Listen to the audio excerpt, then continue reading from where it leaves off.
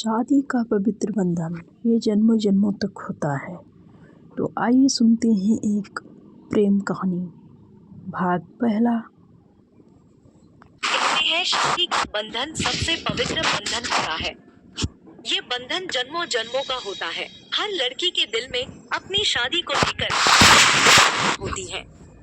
चाहे वो लड़की राजकुमारी हो या एक साधारण किसान की बेटी, उनकी सिर्फ यही ख्वाहिश होती है कि कोई ऐसा शख्स मिले जो उनका आदर करे, उनसे प्यार से बातें करे, उन्हें छोटी छोटी बातों पर जलील ना करे, उनकी बातों को समझे और उन्हें इस दुनिया की सबसे खुशकिस्मत लड़की महसूस कराए।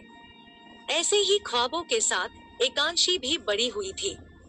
उसने भी अपनी शादी को लेकर काफी कुछ सोच रखा था, लेकिन हर दफा जैसा हम सोचते हैं वैसा नहीं होता। हम अपनी जिंदगी को लेकर काफी सपने देख लेते हैं और इस सपने का 2% भी पूरा नहीं होता है। इंदौर के जाने माने उद्योगपति की इकलौती बेटी एकांशी रूप गुण में अद्वितीय थी। 21 साल की बेहद खूबसूरत और सुलझी हुई लड़की थी वो। शायद ही किसी ने उसकी मीठी आवाज कभी सुनी हो। बचपन से एकांशी कम बोलती थी। उसकी बस इतनी ही ख्वाहिश थी कि उसका पति उससे बेइंतहा मोहब्बत करे, उसका आदर करे, उसकी खामोशी को भी समझ ले, पूरी दुनिया के सामने उसके लिए खड़ा हो जाए। लेकिन हर ख्वाब पूरे नहीं होते, वो इतनी बुरी तरह टूटते हैं कि उनका जुड़ना मुमकिन ही नहीं लगता। एकांशी की ख्वाहिशें भी एक रात में ही टूटकर चकनाचूर हो गई और उसकी जिंदगी पूरी तरह बदल गई। उधर अपनी माँ के गुजर जाने के बाद अयांश की जिंदगी बिल्कुल सफेद हो गई। उसने अपने अंदर गुस्सा और नफरत भर लिया। उसके लिए किसी की भावना मायने नहीं रखती। उसकी जिंदगी सिर्फ अपने बिजनेस के आसपास ही घूमती रहती है। सबसे कम उम्र में बिजनेसमैन ऑफ द ईयर सम्मान जीतने वाले अयांश आदित्य की जिंदगी में प्यार मोहब्बत के लिए कोई जगह ही नहीं थी। जहां एकांशी बिल्कुल शांत और सुलझी हुई लड़की थी, वहीं अयांश के आंखों में हर वक्त गुस्सा और चेहरे पर अकड़ साफ दिखाई देती थी। उसे एकांशी में कोई दिलचस्पी नहीं थी, लेकिन हमें जिस चीज में दिलचस्पी ना हो, किस्मत हमें उससे जरूर मिलाती है। उस एक रात में अयांश के द्वारा की गई एक गलती ने उसकी किस्मत ही बदल दी।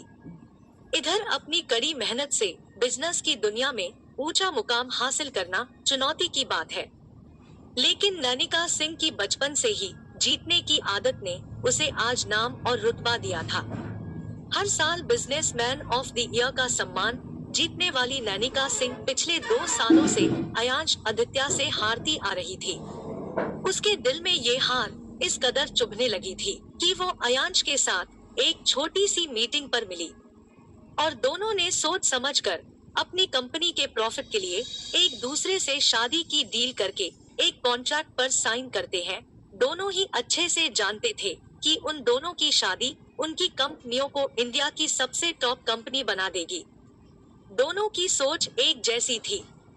प्यार मोहब्बत उनके जिंदगी में मायने ही नहीं रखता था। वहीं Manveer Khurana wings and hammer company का डायरेक्टर और अयांश आदित्य का सबसे अच्छा दोस्त था।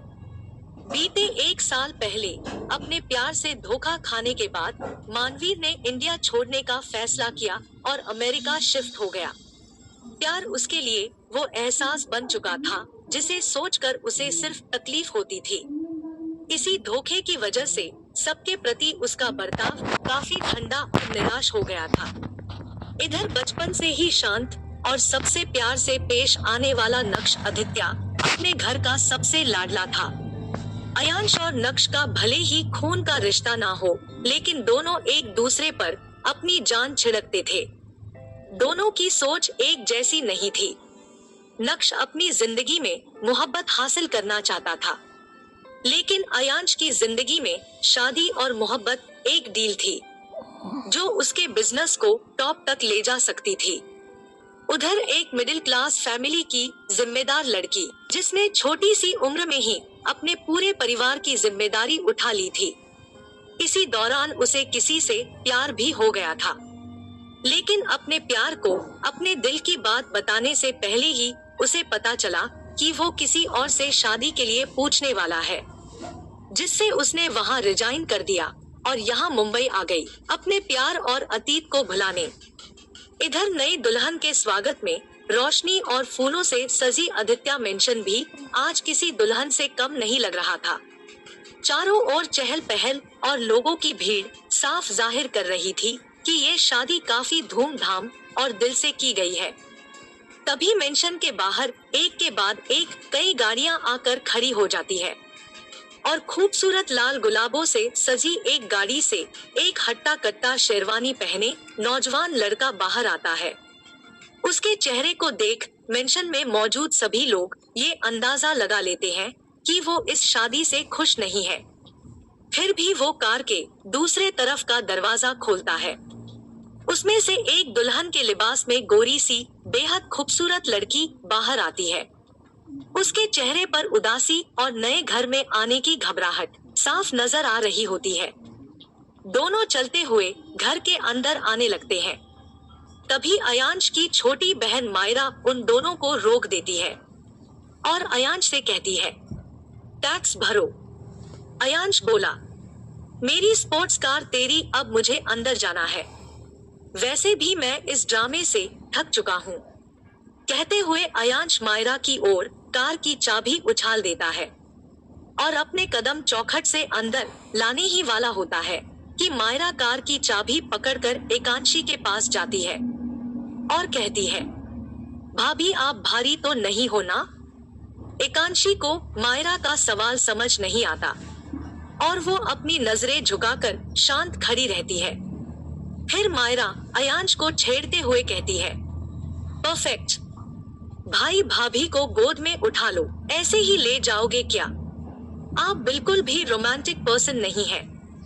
अयांश बोला, पैर है इसके। कहते हुए अयांश चौखट के अंदर आ जाता है। तभी मायरा अयांश का हाथ पकड़ उसके कानों में कहती है, ये क्या बात हुई भाई, आप बिना भाभी को उठाए नहीं जा सकते। वैसे भी सब लोगों की नजर यही है, साइड में देखो। अयांश घर में खड़े लोगों की तरफ देख कर कहता है, जो करना है जल्दी करो, मैं थक गया हूँ। तभी मायरा अपनी माँ सुनीता से कहती है, माँ जल्दी से सारी रस्में कर दीजिए।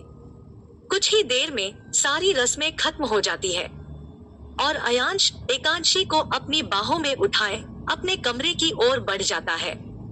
कमरे का दरवाजा लॉक करने के बाद अयांश अपनी दुल्हन को बेतरतीब ढंग से बिस्तर पर गिराते हुए कहता है, एक बार मैं तुम्हारे साथ नशे की हालत में सो गया, इसका मतलब ये नहीं कि तुम मेरी जिंदगी का हिस्सा बन गई।